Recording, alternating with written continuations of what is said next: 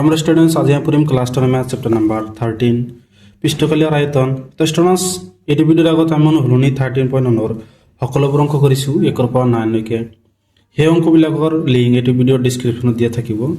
আজি আমি পঢ়িম গোটা বস্তুৰ সংমিশ্ৰণৰ আয়তন।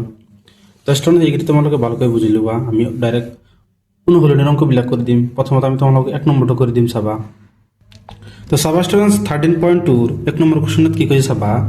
শঙ্কু আকৃতিৰ এটা গোটা বস্তু এটা অৰ্ধগোলকৰ ওপৰত থিয় হৈ আছে, য'ত সিহঁত দুয়োটাৰ ব্যাসাৰ্ধ হ'ল 1 সেন্টিমিটাৰ। ব্যাসাৰ্ধ কিমান হ'ল 1 সেন্টিমিটাৰ আৰু শঙ্কুৰ উচ্চতা ইয়াৰ ব্যাসাৰ্ধৰ সমান। সমান মানে কি 1 হ'ব, ব্যাসাৰ্ধৰ সমান মানে কি 1। গোটা বস্তুটোৰ আয়তন পায়ৰ মানেৰে নিৰ্ণয় কৰা। মানটো কি পায়ৰ মানেৰে নিৰ্ণয় কৰিব কৈছে। তো চাবা ষ্টুডেণ্টছ তোমালোকক আয়তনটো উলিয়াই দিম চাবা। তো স্টুডেন্ট ধৰি লোৱা এটা এটা চিত্ৰ, এটা হলো কি আমাৰ শঙ্কু। শঙ্কুৰ উচ্চতাটো আমাক কিমান দি আছে 1 সেন্টিমিটাৰ আৰু অৰ্ধগোলকৰ ব্যাসাৰ্ধ কিমান দি আছে 1 সেন্টিমিটাৰ।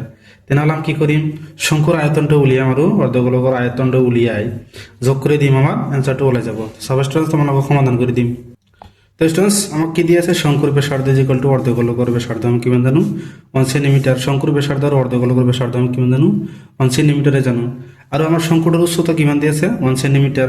লিখি দিয়া শঙ্কুৰ উচ্চতা h লিখি দিয়া ইজ ইকুয়াল টু 1 সেন্টিমিটাৰ। এতিয়া আমি কি কৰিম গোটা বস্তুটোৰ আয়তন উলিয়াম। কেনেকৈ উলিয়াম আমি শঙ্কুৰ আয়তন আৰু অৰ্ধগোলকৰ আয়তন যোগ কৰি দিম চাবা।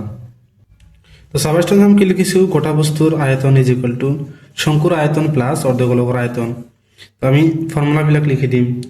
শঙ্কুৰ আয়তন আমি কিমান জানো 1/3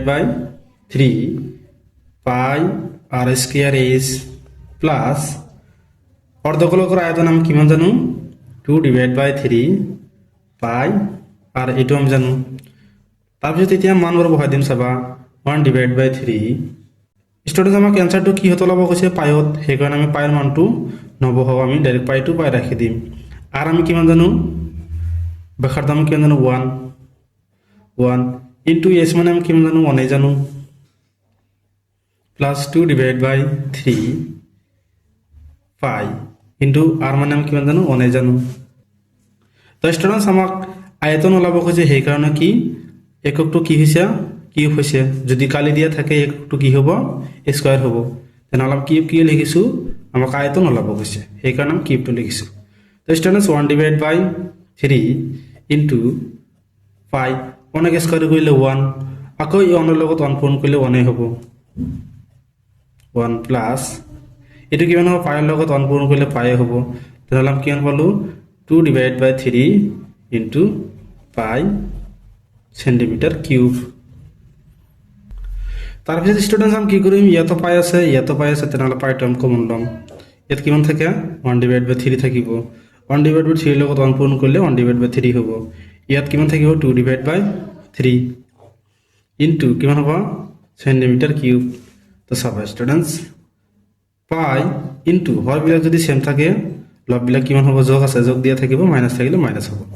3 যোগ আছে তেনেহ'লে যোগ কৰি দিম 3/3 সেন্টিমিটাৰ কিউব।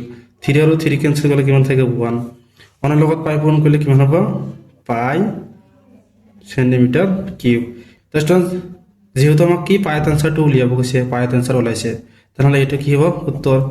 আমাৰ গোটা বস্তুটোৰ আয়তন কিমান হ'ব পাই সেন্টিমিটাৰ কিউব। এটি হ'ব আমাৰ উত্তৰ। তো স্টুডেন্টস এলাগে কৰিবলগীয়া আছিল ষ্টুডেন্টস। ভিডিওটো ভাল লাগিলে চ্যানেলটো সাবস্ক্ৰাইব কৰি দিব। Thank you students.